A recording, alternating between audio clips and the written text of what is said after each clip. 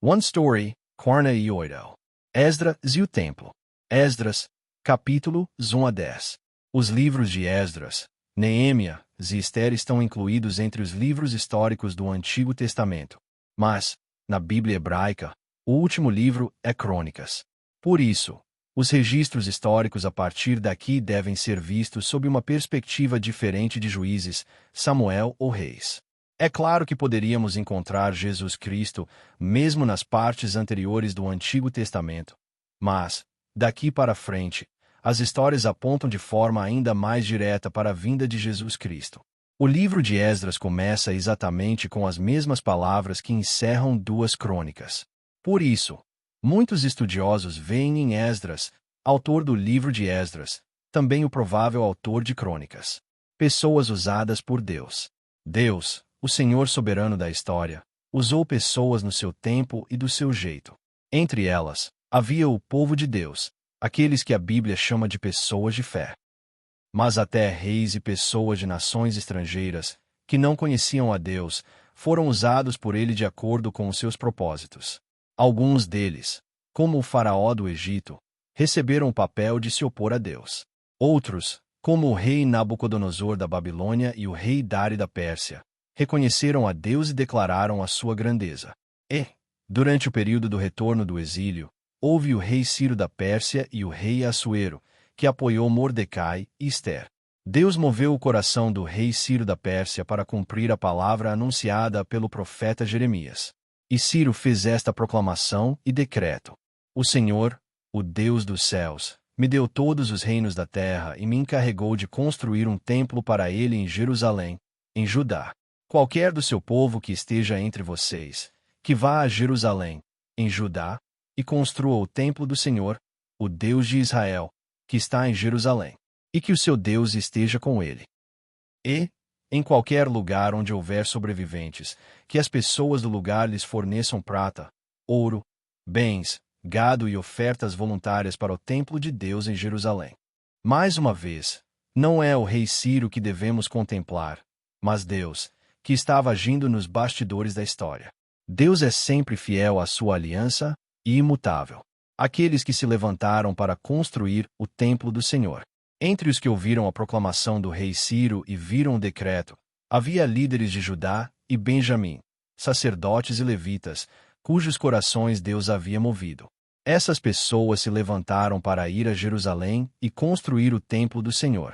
Muitos israelitas permaneceram no exílio, mas apenas aqueles cujo coração foi movido por Deus se levantaram. E, assim como aconteceu no Êxodo, o povo das regiões vizinhas os apoiou com objetos de prata e ouro, bens, gado e presentes valiosos para o templo de Deus em Jerusalém. O rei Ciro também devolveu os utensílios do templo do Senhor, que Nabucodonosor havia levado de Jerusalém. Ele os entregou a Sesbazar, governador de Judá, que levou todos esses utensílios de volta a Jerusalém. Tudo o que é conduzido por Deus próspera. Os que retornaram, conforme Deus havia falado pelo profeta Jeremias, depois de completados 70 anos, Deus permitiu que o seu povo, levado ao cativeiro, voltasse. Assim como no Êxodo, um novo êxodo da Babilônia aconteceu. Por meio do rei Ciro da Pérsia, o rei mais poderoso da época, qualquer um que realmente desejasse podia deixar a Babilônia e voltar. Mas, na realidade, não foram muitos os que retornaram. Aqueles com mais de 40 anos, que haviam nascido e crescido na Babilônia, já tinham estabelecido suas famílias e conquistado seu lugar na sociedade. Não era fácil abandonar uma vida próspera e estável para voltar a Jerusalém. Mesmo assim, embora o número fosse pequeno, houve os que voltaram. A Bíblia registra não apenas os nomes dos chefes de família, mas também os números, lembrando de todos eles. Até mesmo os servos e os animais são listados, destacando a dedicação. Essas pessoas deixaram a terra estável da Babilônia para retornar à terra desolada de Jerusalém, com um único propósito: construir o templo de Deus. Entre eles também havia líderes anônimos que, com alegria, ofertaram para a construção do templo do Senhor, oferecendo holocaustos e celebrando a festa dos tabernáculos. Os que voltaram do exílio se estabeleceram em suas próprias cidades. Então, no 7º mês, Reuniram-se todos em Jerusalém. Os líderes se reuniram e construíram o altar de Deus. E, conforme a lei de Moisés, ofereceram holocaustos diariamente e celebraram a festa dos tabernáculos. A festa dos tabernáculos aponta para o retorno de Jesus Cristo e o descanso eterno do povo de Deus no céu. Aponta para o dia em que Jesus Cristo voltará com o som da trombeta, perdoará os pecados do seu povo e os reunirá na sua habitação celestial. Por isso, Deus fez com que esse tempo de retorno do exílio coincidisse com a festa dos tabernáculos. O povo que voltou, historicamente, saiu da Babilônia e celebrou a festa dos tabernáculos em Jerusalém. Mas, espiritualmente, eles haviam saído do mundo e estavam habitando na Nova Jerusalém. O alicerce do templo é lançado. O povo começou a preparar trabalhadores e materiais para a construção do templo. Então, iniciaram oficialmente a obra da construção do templo. Finalmente, lançaram o alicerce do templo de Deus. Naquele momento, louvaram a Deus em alta voz, conforme as ordenanças de Davi, cantando: Ele é bom, e o seu amor para com Israel dura para sempre. Mas aqueles que tinham visto o primeiro templo choraram em alta voz. Os sacerdotes, os levitas e os anciãos que haviam visto o templo de Salomão certamente se lembraram do tempo em que seus antepassados se rebelaram contra Deus, da destruição de Jerusalém, da queda do templo e dos anos passados na Babilônia. A construção do templo é interrompida pelos oponentes. Quando os inimigos de Judá e de Benjamim ouviram que os exilados que haviam retornado estavam construindo o templo de Deus, o povo de Samaria se aproximou de Zorobabel e dos chefes das famílias e disse: Queremos ajudar vocês a construir.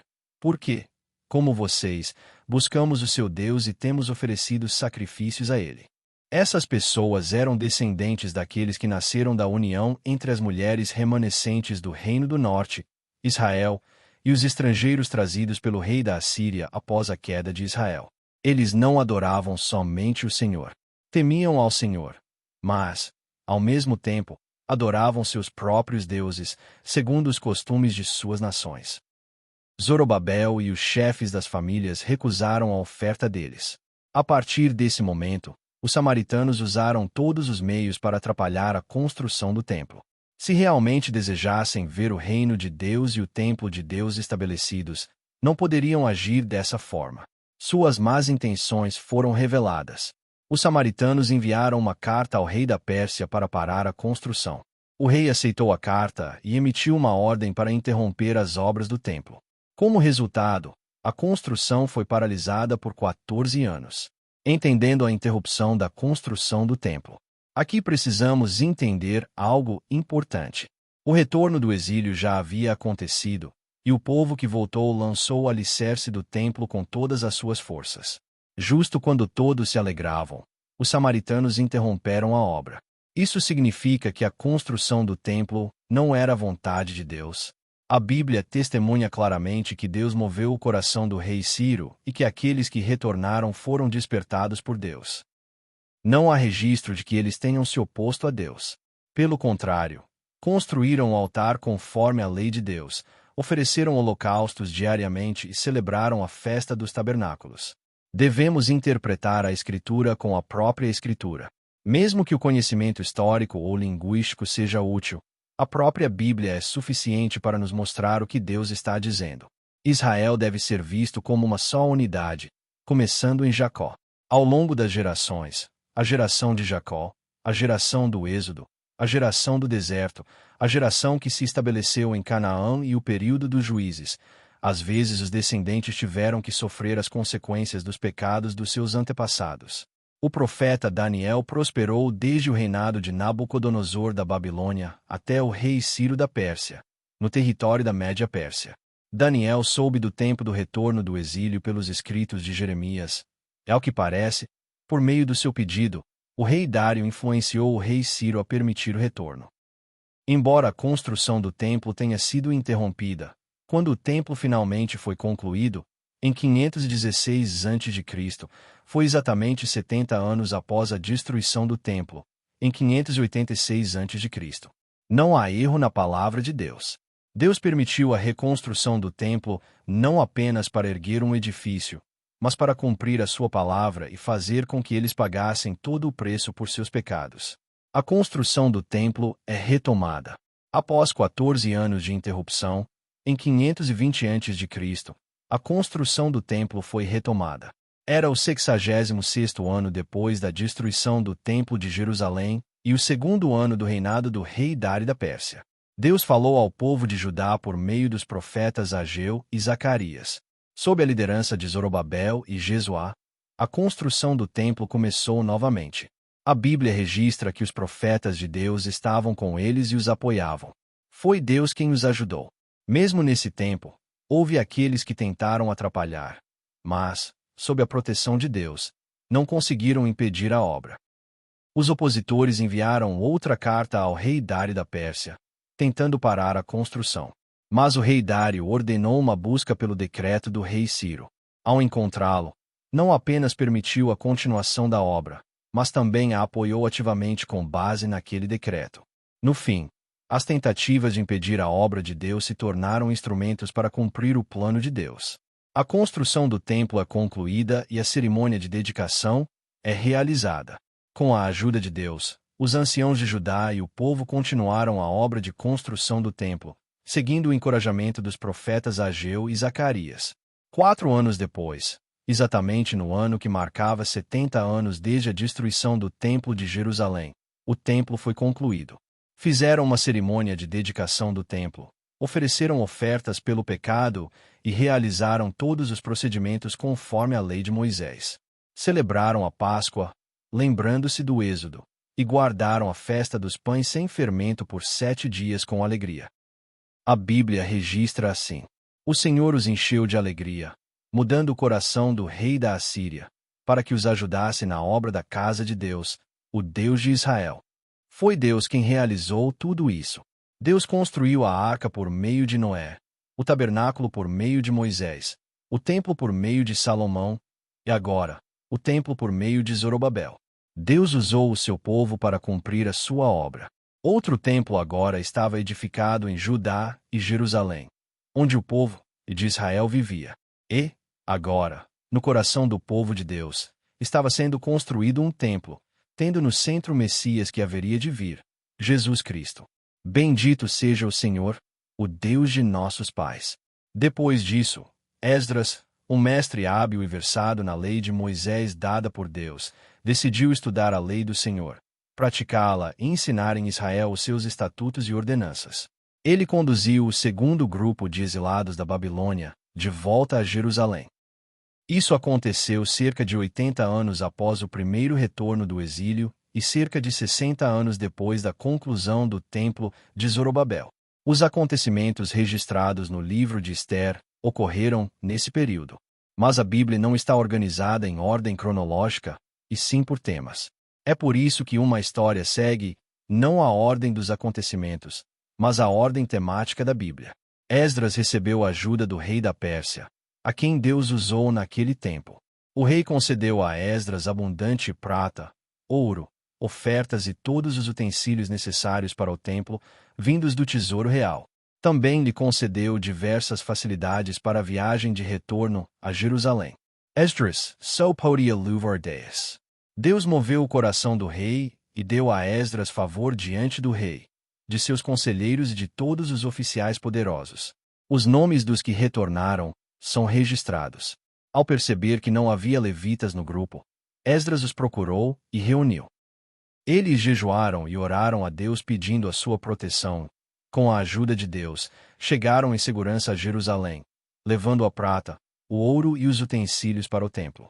Deus é sempre aquele que age em todas as coisas. Por meio da história registrada na Bíblia, devemos enxergar Deus agindo nos bastidores. E devemos crer que Deus também está agindo em nossas vidas.